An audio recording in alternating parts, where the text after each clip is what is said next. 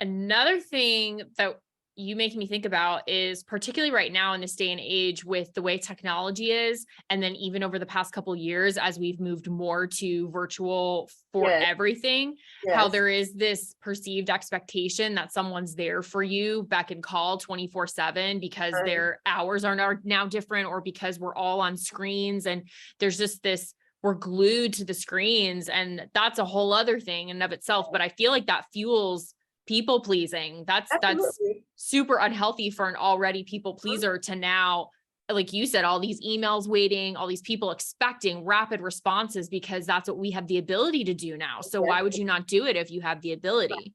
Right. Exactly.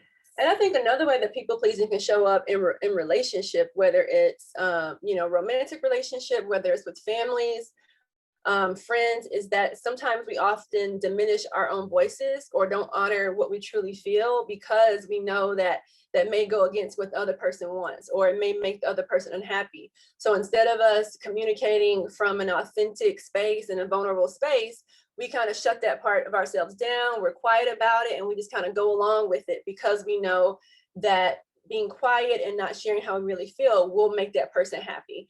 And we see it all the time in relationship. We see it all the time again with families, whether it's the mother-daughter dynamic, Mm. whether it's the sibling dynamic. We just give so much of our power away because we want to keep this other person happy and please them.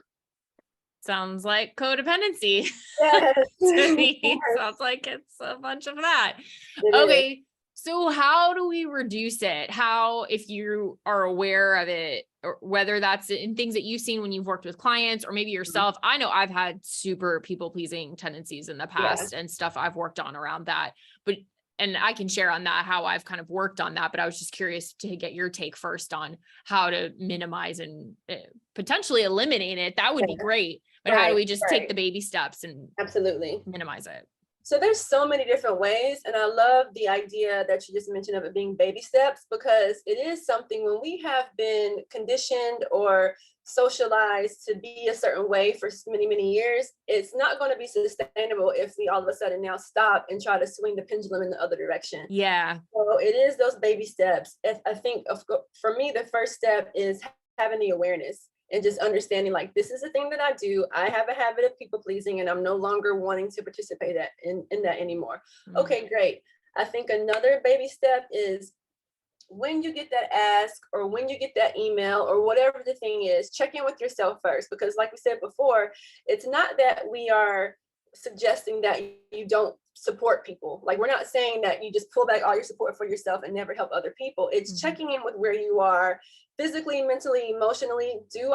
Am I in the space to give this extra energy? Do I really want to honor my boundary of not responding to this text message right now, or not going out with this person? Or, am I cool with doing so? Awesome. So really checking in with the space that you're coming from when it comes to helping out this person, if we're going to use that example. I think Mhm. that's another baby step. And I think a third baby step is just getting in the habit of putting yourself first.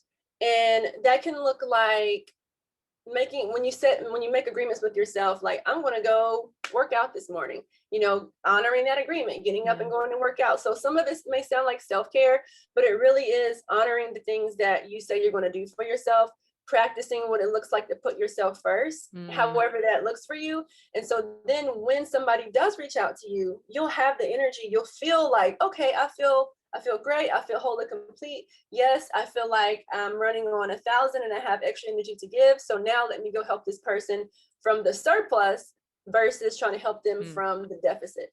Yeah. Yeah. I love everything you said.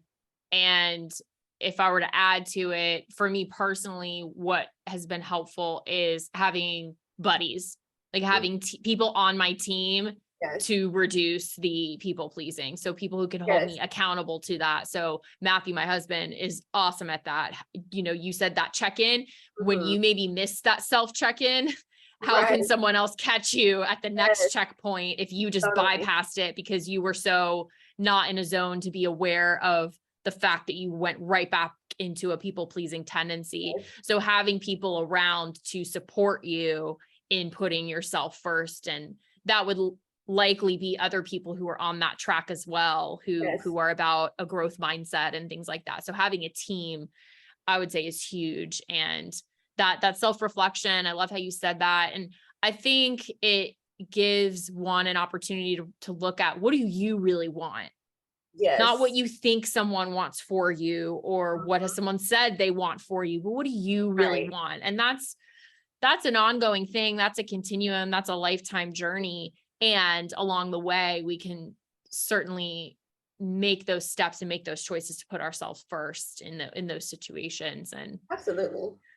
oh, Yeah. and it's That's, not easy. It does no. it could, like you said, it could be decades that Mhm. this has been laid down. So I think being kind to ourselves throughout it Yes. as well. If we're working on letting go of validation from other people, and in turn we're chastising ourselves, that's certainly not Definitely. creating a space for healing. Um, Right. but it's, oof, yeah. Did you have another thought? Yeah, I was just going to say exactly what you said, having that compassion for yourself, having Mm, that empathy and love for yourself as you're moving through this, because there's going to be ebbs and flows. There's going to be times where you can set and honor those boundaries in a mhm. really consistent way. There's going to be times with certain people and certain activities where it might be a bit more challenging for you to honor those boundaries. And again, give yourself that compassion and that self-love and that empathy as you work your way through all of this. And ultimately, to what you were saying too, having the check-in with yourself really does allow you to get an understanding of what it is that you truly want.